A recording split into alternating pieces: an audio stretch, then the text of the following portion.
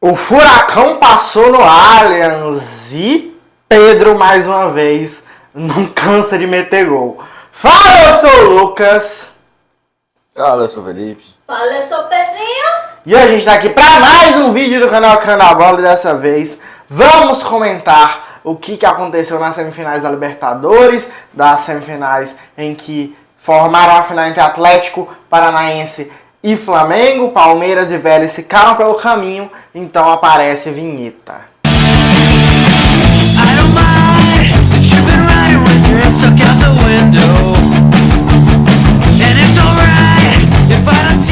Vamos começar por Palmeiras e Atlético Paranaense, mais especificamente sobre Atlético Paranaense e Palmeiras, né, o jogo de ida lá na Arena da Baixada, que o Atlético ganhou por 1-0 e todo mundo imaginava, né, pelos dois técnicos, Abel Ferreira e Felipão, que seria um jogo mais ruim, digamos assim, que os dois times iam ficar com medo de atacar, com os dois times querendo um dar a bola pro outro, e não foi o que aconteceu. Assim, logo de cara, começou um lá e cá, o jogo de ida, né? Começou no lá e cá, mas o Atlético sempre estava melhor ali naquele contexto. Ele era um lá e cá, que o K do Palmeiras chegava com muito menos perigo na maioria das vezes do que o lá do Atlético. Então, o primeiro goleiro campeão olímpico pelo Brasil teve muito mais dificuldades ali do que o futuro, né? O Bento não trabalhou tanto assim, não. Com o tempo, saiu o gol do Atlético e naturalmente aí sim o Atlético vai se fechando cada vez mais e ainda mais depois da expulsão, né? Depois da expulsão vira realmente um ataque contra a defesa, mas ainda assim eu não vi o Palmeiras fazendo tanto trabalho assim pro Bento. Pois é, criou um certo volume a mais pro Palmeiras da expulsão, mas não chegava a ter aquelas finalizações a gol e tudo. Aí já no jogo de volta, muitas reviravoltas o tempo todo, né? Ao mesmo tempo que também não foi um jogo em que o Atlético se fechou completamente, que todo mundo estava esperando, não demorou muito pro Palmeiras ir lá e parecia que ia encaminhar mais uma final de Libertadores e que ia mais uma vez virar na Libertadores, mais uma vez dar a volta por cima nessa Libertadores e desde que o Abel chegou. Mas a reviravolta foi o contrário, mais uma vez um jogador expulso do Palmeiras, assim como aconteceu nas quartas contra o Atlético Mineiro, que tiveram 2 num jogo, agora tivemos mais um, o Murilo. Então é algo que tem que ser visto aí dentro desse elenco e cobrado bastante, porque né, quase jogaram a vaga fora na fase anterior e agora. Jogaram. Que eu acho que foi isso. Esse foi o ponto crucial, porque o jogo estava se caminhando para ser um jogo em que o Palmeiras passaria tranquilo. Mesmo tendo começado atrás, eu acho que se não fosse isso, o Palmeiras teria aberto assim, tranquilamente uns 3 ou mais. Mas é o se. O se a gente fica só confabulando. Então, o que aconteceu foi que o Murilo foi expulso. E aí o Atlético Paranaense foi muito inteligente, porque também quando acontece uma vez, o Atlético Paranaense com certeza estudou o que aconteceu com o Palmeiras. E se fosse para acontecer de novo, eles estariam muito mais preparados que com o próprio Atlético Mineiro, que não estava imaginando que o Palmeiras ia fazer aquilo, né? E aí foi lá. E era um trabalho muito mais consolidado, né? Uhum. O Atlético Paranaense fez justamente o que o Abel falou na coletiva que era pro Cuca ter feito, né? Colocou ali os jogadores que mudaram o jogo, que é justamente o que o Abel se acostumou a fazer também, que foi o Pablo. O Pablo fez um gol e deu assistência pro Terans, que também entrou, né? No canto do Alex Santana, que também se envolveu na polêmica, né, da cotovelada, que aparentemente não pegou no Rony, né? Apareceu um vídeo aí, mas na hora todo mundo achou que era pra ele ter sido expulso. E não? Nossa. Enfim. O Atlético passou muito, muito por isso. Teve as questões de arbitragem que realmente influenciam e eu acho que também, assim como eu falei do Murilo Se não tivesse sido expulso, eu acho que o Palmeiras teria passado também. Acho que se não fosse a arbitragem, o Palmeiras teria passado.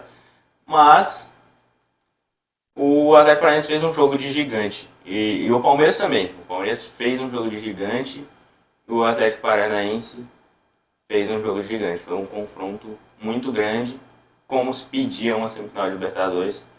E nessa, o Atlético Paranaense vai para Guayaquil. Né? O jogo de ida também pesa bastante, justamente um gol do jogo de ida que pesou. O Flávio também teve aquela chance antes do gol do Atlético Paranaense e pesa bastante, vai ficar na cabeça de todo mundo. Os dois times jogaram um 4-3-3, né? Principalmente nesse jogo de volta. E esse foi o esquema tático, né? Que o Abel e que o Paulo Turra barra Felipão botaram em campo. Agora indo para a outra semifinal entre Flamengo e Vélez Sarsfield, eu acho que o Flamengo foi bastante superior, mas isso foi principalmente por causa do segundo tempo do jogo de ida. O segundo tempo do jogo de ida, o Flamengo deu um baile, deu um show, deu uma aula, deu um espetáculo. Nos outros 3 tempos do confronto, o Flamengo foi superior, mas não foi tanto assim, ele foi um pouco superior. Acaba que no finalzinho, nos acréscimos do primeiro tempo, o Everton Ribeiro faz o 2-0, né, lá na Argentina, e meio que desanima de vez, né, quem tava torcendo pelo Vélez. Mas quem tava assistindo o jogo tava vendo que tá 1-0 aí, o jogo não tá tão desigual. Pode ser que no segundo tempo saia um gol aí do Vélez, o jogo fique aberto, mas não. Logo no final do primeiro tempo abre 2-0, aí realmente fica muito complicado, mesmo jogando de um desempenho pau a pau ali. É o Flamengo contra o Vélez, então no pau a pau provavelmente vai uma individualidade ali de resolver. E acontece que no segundo tempo o Flamengo vem completamente avassalador e derruba todas as possibilidades praticamente do Vélez. O Zinho, inclusive, na ESPN, falou que ia fazer o programa pelado se o Flamengo perdesse de 5-0 pro Vélez no jogo de ida. Ia ser demitido da ESPN, mas ia fazer o programa pelado se isso acontecesse. E na volta o Vélez sai na frente, inclusive faz 1-0 num jogo ali mais ou menos equilibrado. O Flamengo um trisquinho, mas um pouquinho melhor. No segundo tempo já, né? Ainda no primeiro tempo faz 1-1 com o Pedro, que tá OP. É bizarro o que o Pedro jogou de bola nesse jogo. Assim, o Flamengo não foi tão encantador na volta como foi na ida, principalmente no segundo tempo. Mas o Pedro foi. É cabeçada maravilhosa aqui, entre a assistência para o início aleatório do Marinho. Teve uma jogada de um giro que ele dá, só que ele chuta e travam. A nota do soft score dele foi 9.8. É bizarro que o Pedro jogou. Não, foi 9.8 na ida, na real, mas na volta também jogou demais. Deixa eu ver qual foi a nota na volta. A nota na volta foi 8.2. Bem a menos, mas mesmo assim, é porque o primeiro ele fez um hat-trick. Loucura o que o Flamengo e principalmente Pedro estão jogando. Mais uma vez, assim, o Flamengo no 4-4-2 dele ali, né, sem o Gabigol, então às vezes até parecia mais um 4-2-3-1, porque ficou o Marinho e o Cebolinha abertos. Realmente não tinha um atacante muito próximo do Pedro, então mudou um pouquinho realmente. Era um 4-4-2 mais no momento de defender. E o Vélez com linha de 5, tentando se defender, mas o Vélez ele foi com uma proposta muito parecendo de que era não levar a goleada de novo primeiro e depois ver o que dá pra fazer minimamente aqui. Porque a classificação já estava muito desistida praticamente.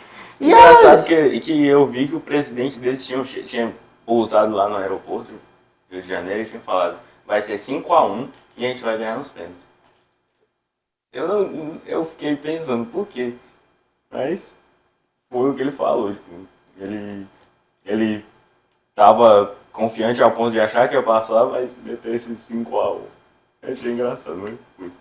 Pois é, e aí eu acho que o espírito era bastante esse. Não deixar acontecer no outro jogo. Porque se aconteceu o que aconteceu no outro jogo, aí que não passa mesmo e ainda é humilhado.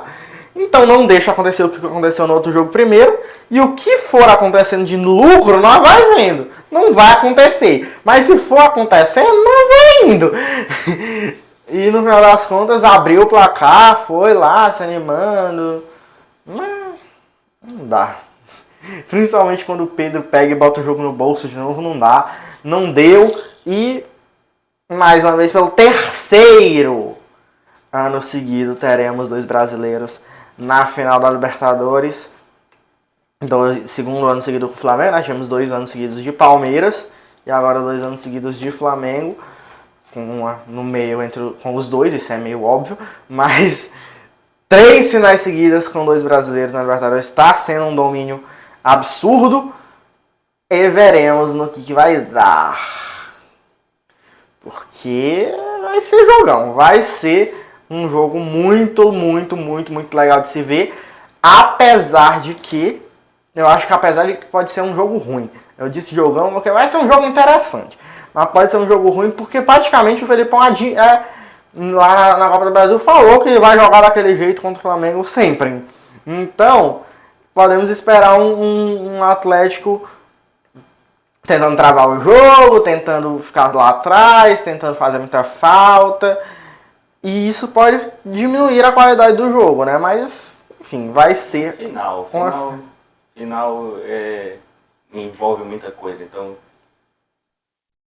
vai ser um grande jogo, mas tecnicamente esperar alguma coisa muitas vezes é ilusão. Na final do ano passado foi um jogaço. Sim. De fato. Até porque chegou ali aquele momento de os dois times que estão aí há muito tempo e realmente trabalhos longos de gestão, né? O Renato estava há muito tempo não, mas